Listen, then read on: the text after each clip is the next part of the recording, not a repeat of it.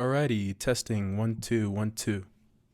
Hello y'all, it's me again. It's been a long time since I've done one of these videos, and to be honest, I've recorded a few in the past that for some reason just didn't take off, or by that I mean mentally, because I didn't want to edit them. So instead I'm going to be talking about a lot more movies now, including the ones I talked about in the previously recorded one, because there's a lot that I'm going to talk about in this one, and I kind of want to make this one short. So first off, yeah, that's all I'm going to say.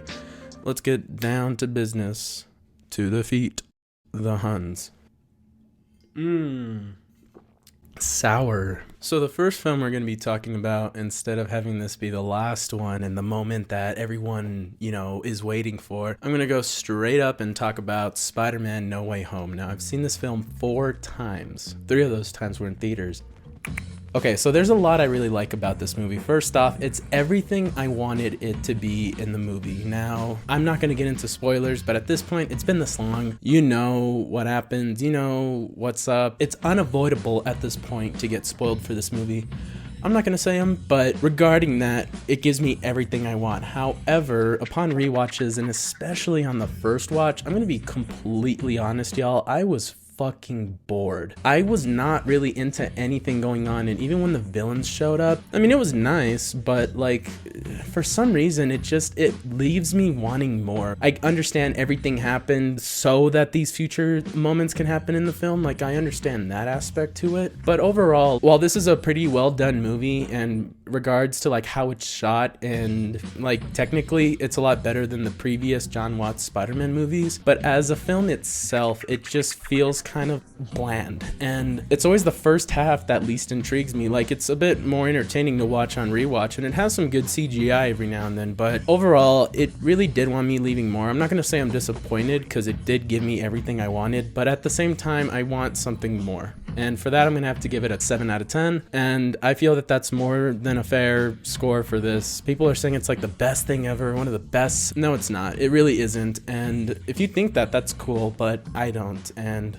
that's why I'm giving it a 7.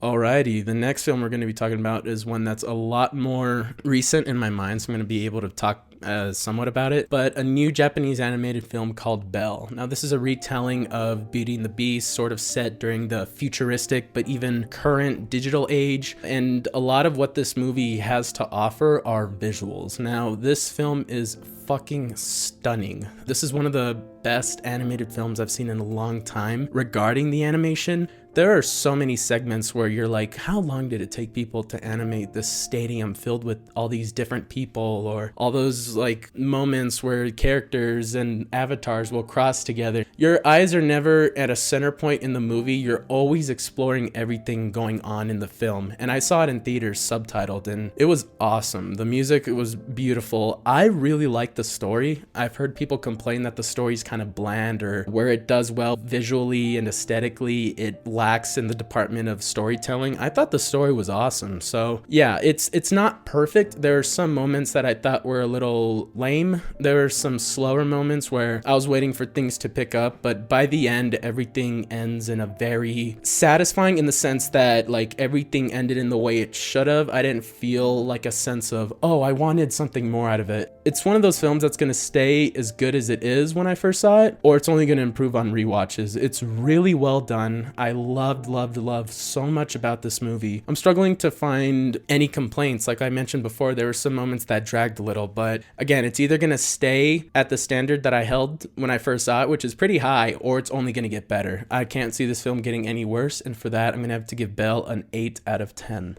Hey, real quick, I just need to say that Belle movie made me cry like a baby in theaters, and I normally don't cry during movies, so take that as you may. That water does not taste good.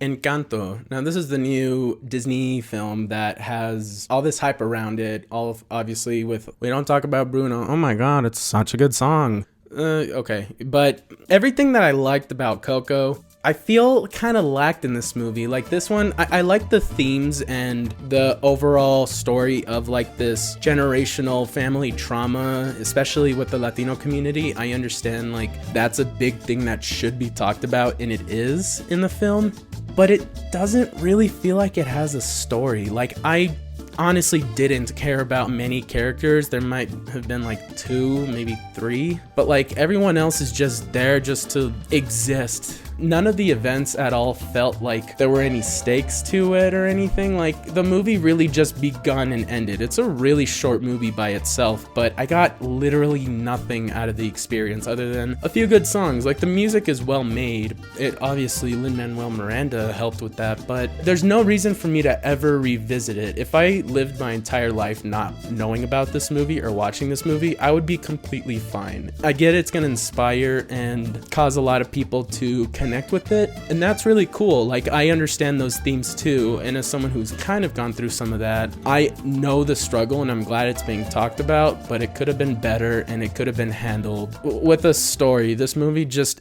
begun and ended for me. There's really nothing to say, and for that I'm gonna have to unfortunately give Encanto a 4 out of 10. Why do I keep drinking it? Last Night in Soho. Now, this is the new film directed by Edgar Wright. It is his horror film, essentially. Like, I was super excited for this movie for a while, but then once it came out on digital, I was like pretty hesitant to watch it for some reason. Something about it had me excited when I heard about it, when I saw the trailer, but when it actually came out, it gave me like a weird feeling of, I don't know if I want to watch this. Basically the same thing that happened with me in Nomadland. I was excited about it until it got leaked, and I decided not to watch it till it came out on Hulu, and I didn't really like it. With this one, I think I gave it too much of a fair chance watching it the first time. Let me talk about what I really liked at first. The visuals are awesome. I think direction-wise, everything Edgar Wright wanted to do, whether it's paying homage to like these 60s noir crime drama films, or even just like the setting, like the set design, the cinematography, and the directing is all really well done. Where the film lacks for me is an engaging plot point. The film tries to have stakes in them to the point where characters will be in certain moments of drama, and it kept me awake, but I could care less about anything going on. Thomasin McKenzie, I thought she was great in Jojo Rabbit. Everything I've seen her in up until then has been pretty awful acting-wise. I didn't like her in Old.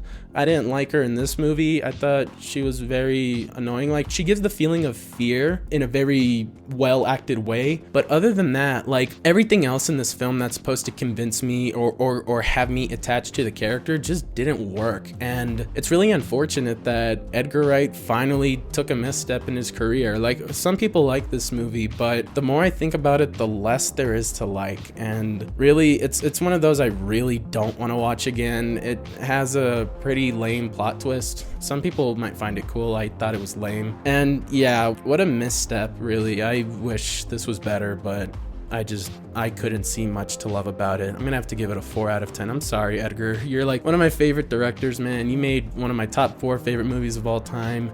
Most of your movies have been hits up until now, but god damn it. It just didn't work for me in the way that like Scott Pilgrim, the Cornetto trilogy, and Baby Driver did, because while those films are satirical and comedic in a sense, they have the ability to also work by themselves as what they're trying to parody. Shaun of the Dead is a comedic satirical film that makes fun of zombie movies, but by itself it's a good zombie movie. Hot Fuzz, police drama, detective, but it works as a mystery. The World's End works as a sci-fi even though it's comedy. Same with Scott Pilgrim, same with Baby Driver. Again, all those films are able to match those two and work by themselves as what they're trying to parody. This just feels like Edgar Wright wanted to make a horror movie, and it had a lot of the same tropes that would normally be made fun of in one of his other movies, and it tries to take it seriously. And that was the biggest issue for me about this movie. Whew. So yeah, that one gets a 4 out of 10. Clifford the Big Red Dog. This movie fucking sucks. Red Rocket. Now, this is the new film directed by Sean Baker, who has previously made Tangerine and The Florida Project. I like both of those films quite a bit. I like the sort of aesthetic look of Tangerine. It's very trashy, and it's filmed on an iPhone, so in that sense, the presentation is very unique and something we've never seen in movies. And with The Florida Project, it's a really well-told story with one of the worst endings I've ever seen in a movie. Go check it out. I still think it's worth watching. I just think the ending is awful. But with Red Rocket, I like this movie. It's very uncomfortable to watch. It's basically this 40-something-year-old porn star trying to seduce a 17-year-old who he has fallen in love with to join the industry, and at the same time, he's trying to fix his life, but he's not really, and he goes back to Texas, and there's all this fighting. It's a really trashy movie. Like, Sean Baker has created a name for himself with trashy movies in the same way as like Larry Clark or Harmony Korine with other films like Kids and Gummo and stuff like that. This kind of has like the same aesthetic to that, especially with the trashiness to it. And in that sense, the film is really well acted from everyone around. I thought the movie looked fantastic. I think the only disconnect with me is the subject matter, and that doesn't mean that I dislike movies with tough subject matter. Like, I've seen a lot of movies that are just the most brutal shit ever, and I like it, but with this one, I was expecting more out of the conclusion. It's definitely an ending that will leave you thinking after the movie. Like, I still think about this movie every now and then, like, what the fuck was all that? But it's a very interesting, very disturbing, but also it's still a pretty damn good movie. I didn't love it as much as other people. This is definitely his best film out of all the ones he's created, but I'm gonna keep it at a 7 out of 10, which is what I've rated his other movies. I think The Florida Project would have been his best, bar none, if it had a good ending, but it doesn't. So yeah, definitely go check this one out. It's a little weird, but you know, it achieves everything it wants to do, and it does it well. Speaking of uncomfortable, Paul Thomas Anderson's Licorice Pizza. So I've been excited for this one for a long time, and when I first saw it, I thought it was okay. I didn't love it or anything, but upon rewatch, I liked it a lot more. It's still a little weird in some scenes. I think the age difference it's a little strange. I get it's like a product of its time, but whatever, it's still strange. I could still feel weirded out during some of those scenes. And the really racist humor in one scene, I thought that could have been cut out, because my thing is, if you're gonna make an edgy joke in a movie, it has to somewhat serve the plot or have a purpose to existing in the movie. If it's just there just to be there, then there's no point in telling like an edgy or offensive joke. Like, there's a big difference between everything that happens in Team America, World Police, and this one uncomfortable Japanese joke in the movie that literally serves no purpose other than to just make the character look ignorant and stupid, which he is, and you don't like him, but it serves like no purpose to the movie, and it just happens, and it's like uncomfortable to watch, and it's uncomfortable after because it's treated like if it's normal. How is the film by itself? Again, I said I really liked it. I thought the charm of just, if I could get past the weird age gap, it's a pretty cute and innocent story by itself. There's a lot of like charm to it, especially with the set design, and there are like some scenes that are some of my favorite scenes of 2021. Like, there's one involving a truck going in reverse. Oh my god, that is so much fun to watch, especially on rewatch. But yeah, it's overall an entertaining experience. It's not one of Paul Thomas Anderson's best films, like, at all. This is more of like a time capsule, but at the same time, it's pretty good. For what it is, it's pretty good. It has iffy stuff about it, but overall as a film, it really works for me, and it's something that I found a lot more to enjoy upon rewatch. I'm gonna give Licorice Pizza an 8 out of 10. I hate doing these videos because my mouth gets so dry.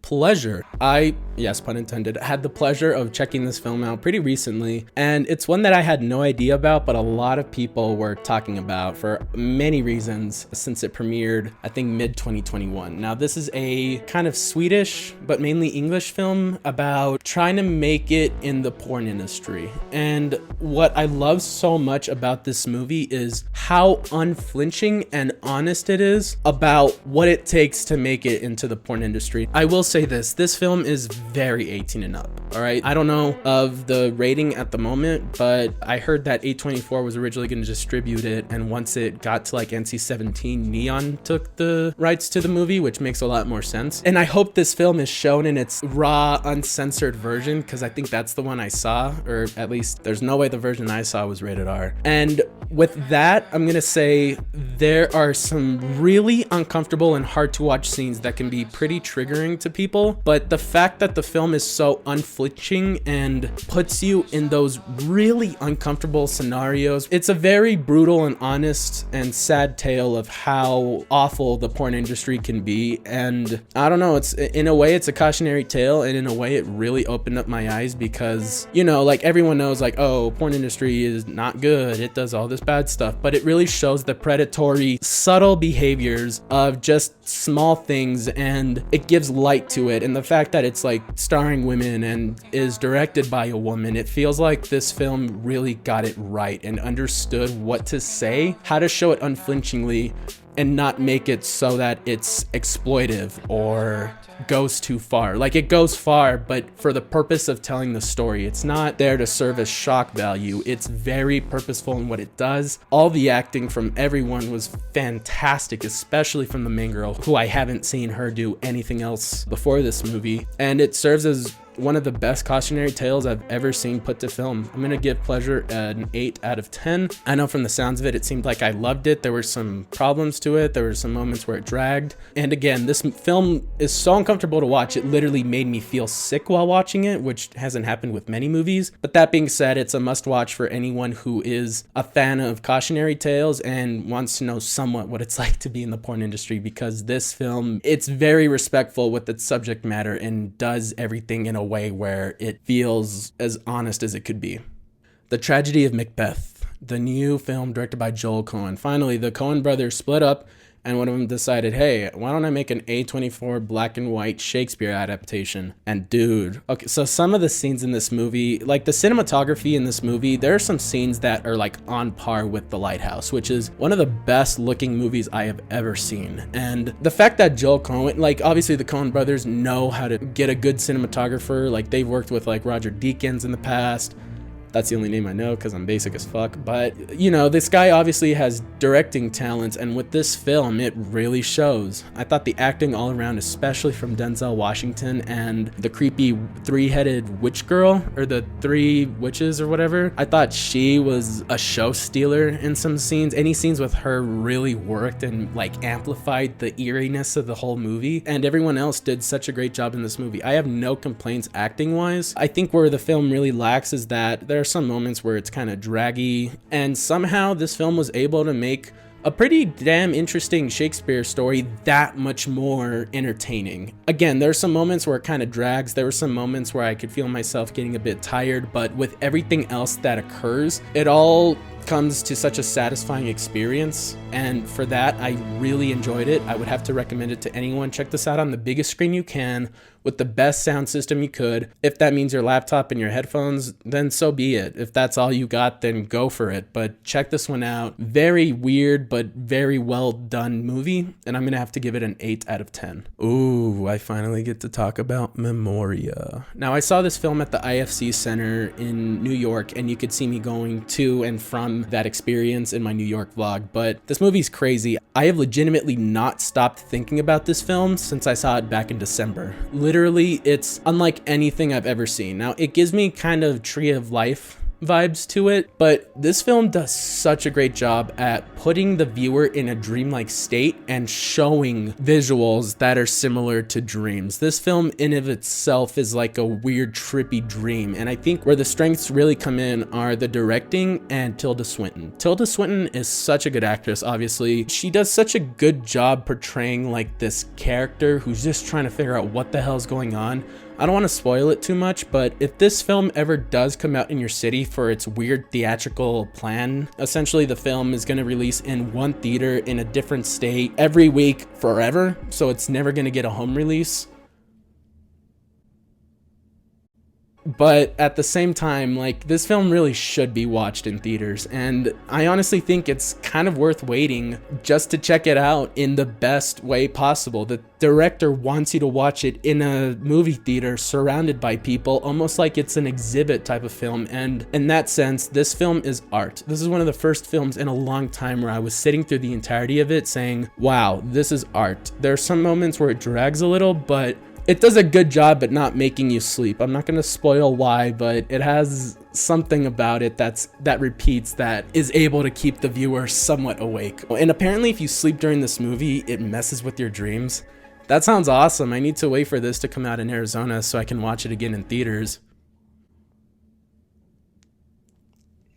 But yeah, definitely one of the most interesting film experiences I've ever experienced in theaters. And while this rating feels a little low for how highly I view this film, I really do have to check it out a second time for me to give this film more credit, because I don't want to watch it again and be like, oh, okay, that was just excitement from everything going on and from the experience that caused my rating to be so high. So yeah, for now I'm gonna have to give it an 8 out of 10, but oh, what an experience. And the fact that this was my first movie at the IFC Center in New York, loved it. Definitely go check that one out any way you can. Try to watch it in theaters. I'm not going to say anything, but it's, you know, I feel bad for the director, man. Your plan went south so fast, dude. Holy shit. All right, the next one we're going to be talking about is Lamb, an A24 horror movie that I was really looking forward to, and when I saw it, this was my face the whole time. And, you know, this feels like a fucking parody. Now, hear me out. When I first saw this movie, I thought it was meh because there's a lot that I liked about it and there's a lot I didn't like about it. The more I fucking think about it, the more it feels like a parody. Like, it pisses me off thinking about this movie, literally. There's so much that goes into A24 horror movies that makes it work versus this. You need to have a story, you need to have somewhat of a satisfying or an ending that makes you think. And with that, you need to do something more than just show stuff that feels so out of place that you're like, what the fuck am I watching? Not in the sense where it's like Killing of a Sacred Deer or The Lobster or Saint Maud or Under the Skin, where upon rewatches you'll get more and more out of it.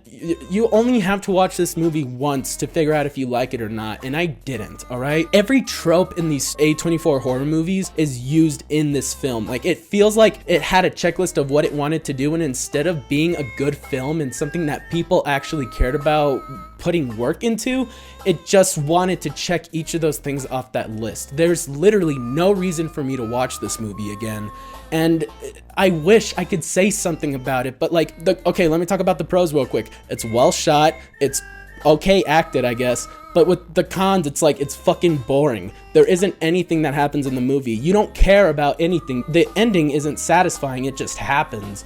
The film is too short. Like, what is there to like about this movie? Please tell me. If you like this movie, that's awesome. Like, I want to know what about this appeals to people, because there are some people who do like this movie, but love it, gets nominated for best foreign film. Fuck out of here with that shit. Like, this is the tropiest shit I've seen in a long time, and you know what, at least it's more creative than Clifford. That's like one of the best things I could say about it. It's more creative than Clifford, but it feels so derivative off of everything else you've seen that's good or not. You don't have to like any of the movies I listed. Personally, I love like The Witch, Under the Skin, Killing of a Sacred Deer, Saint Maud, Lobster, like Hereditary, Midsommar. Like, I love that stuff. But this one just felt like the director saw all of those. Almost like an AI fucking created this movie. Like, I wish there was something to say about it, but it was just weird, boring, and pointless. There's no fucking point to this movie existing, in my opinion, and for that I'm gonna have to give it a 4 out of 10. All right. Ooh, I cannot wait to talk about this movie. Spencer. Now, I say now after every time. I just noticed that. So Spencer is a film that's about Princess Diana and basically the internal struggles of everything she was going through, especially with the paparazzi and how the royal family treated her.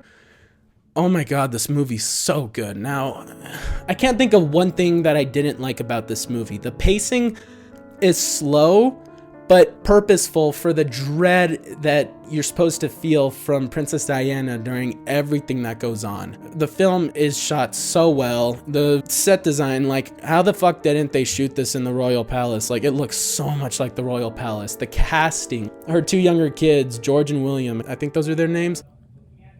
How could I forget Harry's name, dude? Those kids look so much like the real kids. It's just crazy. Oh, the anxiety that this movie gives you. It does such a good job at making you feel what Diana felt, and you only feel worse because you are not Diana and you're watching a movie and you remember like, oh my god, if this is what she went through, what's the fucking point? It's such a dreadful experience, but at the same time, I'm not going to spoil anything at the end, but it's one of the most satisfying endings I've ever seen put on film, and I've been leaving this till the end to talk about, but Kristen Stewart, I apologize for everything I've said. I still thought you were bad in the movies that you weren't good in, but fuck, can you act? This shows her acting abilities. Kristen Stewart fucking nailed it. If she doesn't win Best Actress for this movie, I'm going to hammer my hand and post it on Instagram. Like, I swear to God, this is one of the best acting performances I've ever seen from an actress. But the fact that Kristen Stewart was able to bring out such a good performance is shocking. This director and her acting coach and whoever helped her perform such a tragic role, did fucking A+ to them, and A+ to Kristen Stewart, because oh my god, she is so good in this movie. Really, I think this film's only going to improve on rewatches. I can't think of anything I disliked, but I don't want to give it a 10 either, straight up. So I'm going to leave it at a 9 for now, but a really high 9 out of 10. Go check this one out if you haven't seen it. It is incredible. Speaking of incredible, we come to our last film we're going to be speaking about, Come On, Come On, directed by the guy who did 20th Century Women, and it stars Joaquin Phoenix.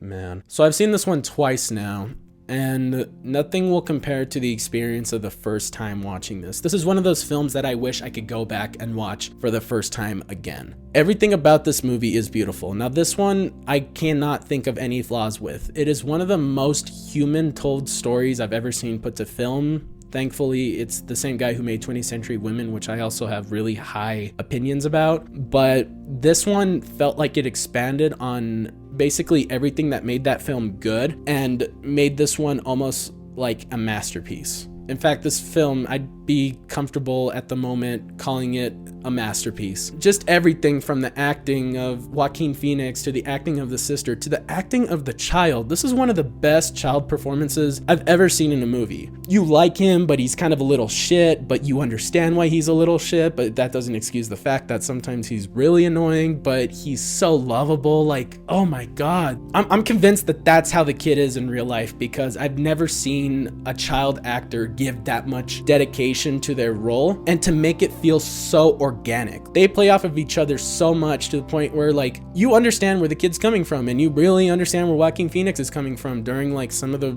weirder, more ridiculous scenes. Everything that happens is so well done. Like, this is one of the most human films I've seen in a long time. Like, if I had to give one word to describe this film, it's human. And the fact that it goes to like another part of the film is like that it shows different kids being interviewed. I think in real life there's no way all this shit was scripted, and they'll talk about like what they think about the future, how their lives are going, what they like, what they dislike, and it sort of gives you the sense of like the youth in America and the youth in general are way more optimistic and way smarter on an intellectual level than most adults. And it's so fascinating to see it occur in the film, and even during the credits they have a lot of those interviews with those kids at the end. I hope there's a special feature when the Blu-ray comes out where you could see all the interviews with those kids. But my God, like, there's so much to love about this movie. It is honestly one of the few films I've seen in a long time that I'm completely comfortable with giving a 10 out of 10. I loved it to death.